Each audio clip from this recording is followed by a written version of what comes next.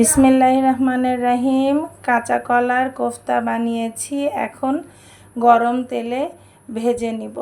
কাঁচা কলার কোফতা খেতে খুবই সুস্বাদু হয়, গরম ভাতের সাথে খাওয়া যায়, পোলাওয়ের সাথে খাওয়া যায়।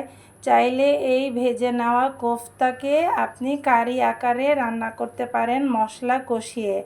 আসুন তেল গরম করে ভেজে নেই কাঁচা কলার কোফতা। কড়াইয়ে তেল গরম করে নিয়েছি, এখন একে একে দিয়ে দিচ্ছি কাঁচা কলার কোফতা। বিসমিল্লাহ।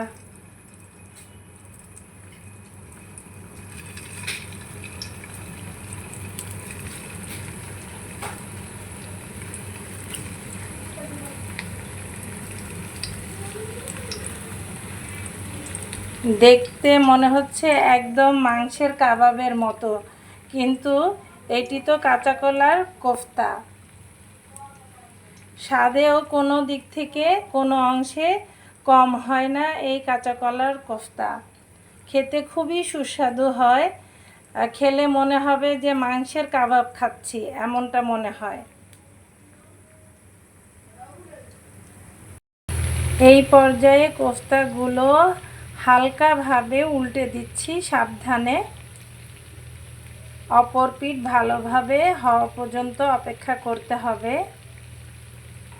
আমি উল্টে দিচ্ছি কোফতাগুলো।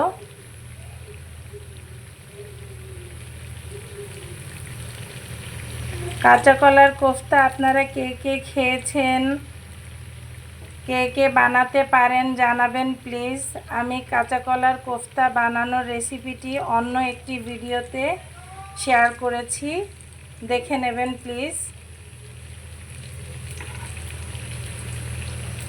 উল্টে দিলাম, এখন অপেক্ষা করব অপর পিঠ ভালোভাবে ভাজার জন্য।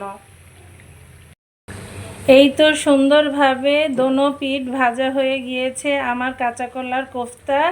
এবার একটি সার্ভিং ডিশে আমি কোফতাগুলো তুলে নেব। এই তো আমার কাঁচা কলার কোফতা রেডি। সার্ভিং ডিশে সুন্দর করে সার্ভ করেছি।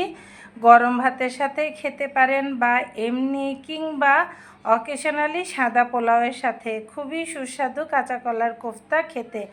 অনেকে আবার কাঁচা কলার সঙ্গে আলুটাও মিশিয়ে নেয়, কিন্তু আমি আজকে করেছি শুধু কাঁচা কলা দিয়ে। এখন বিদায় নিচ্ছি, আল্লাহ হাফেজ। সবার জন্য অনেক অনেক শুভকামনা রইল। আর অবশ্যই একবার কাঁচা কলার কোফতা আপনারা এভাবে ট্রাই করে দেখবেন। বিদায় নিচ্ছি, আল্লাহ হাফেজ।